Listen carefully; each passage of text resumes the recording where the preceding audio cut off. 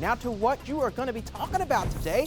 And a new car on the market has all the bells and whistles you need. Check out this 2019 Armored Cadillac Escalade ESV Chairman Package. The $500,000 vehicle has leather seats, a mini bar, smart TV, and other gadgets. The thing is also very sturdy. Cadillac says it has armored strength that's strong enough to withstand 2 grenade blasts. So, Tracy, I have a birthday coming up. Can I add this to the list? As soon as I become a head of state, I will buy that. Fair enough. And a once-in-a-lifetime discovery at a California antique store. Check this out. An Army vet found his lost uniform and his medals. The man served from 2004 to 2010. He says he lost the uniform last year when he was moving from one part of California to another. The store's owner said he could tell the man was the rightful owner, so of course he gave it to him for free. And one of daytime television's brightest stars is celebrating a major milestone today. It marks 40 years since actress Melody Thomas Scott started portraying Nikki Newman on The Young and the Restless, which you can watch right here on CBS 46 after the noon show with Karen. Wow. So and how many Victor times? Newman. Yeah, how many times has she been married to Victor Newman? Like 5 I think times? 3 or 4 times. She's been married like 8 times, but they're the power couple.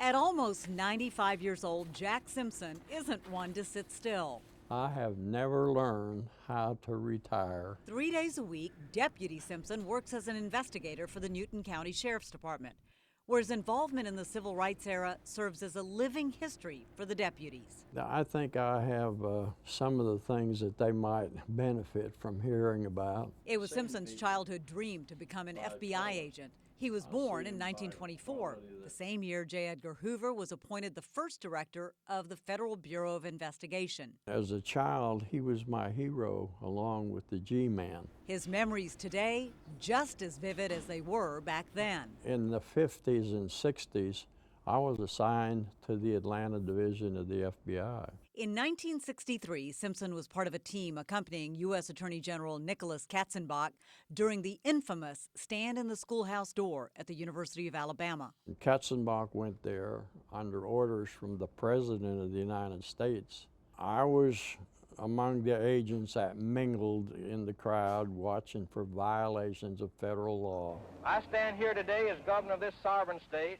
Then Governor and segregationist George Wallace tried to block the entry of 2 black students. The governor stood in the doorway with 2 state police officers accompanying him.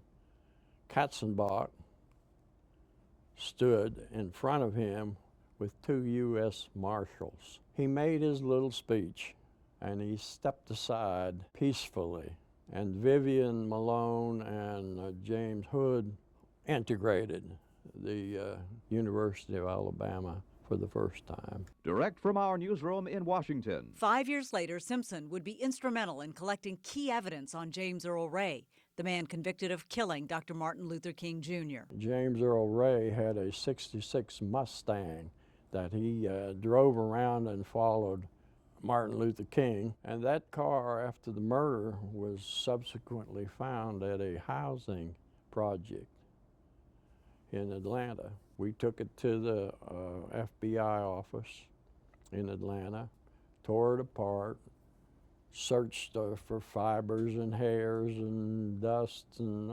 fingerprints. But the case that may have left the biggest imprint was the murder of Lemuel Penn, a decorated veteran killed by the Ku Klux Klan outside Athens. They pulled up alongside the car, stuck 2 shotguns out the window, pulled the trigger, and hit Lemuel Penn in the throat and his head and killed him. Simpson was assigned to investigate Klansman James Lackey, who repeatedly denied any involvement until one day he fell ill. When I was interviewing him, I asked him, I said, James, I think you're sick because you got something worrying you. It's eating on you. I said, why don't you tell us about it? And he said, well, I'll tell you about it. I got the confession. His work on the case is profiled in the book Murder at Broad River Bridge, which he helped write.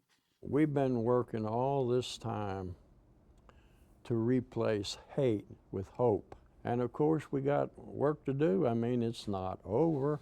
After 23 years with the FBI, Simpson went on to serve 20 years as bailiff for Rockdale County and has spent the last 18 years here in Newton County. Simpson says he tried retirement once, but missed the brotherhood of law enforcement too much. And I felt like I was part of a family.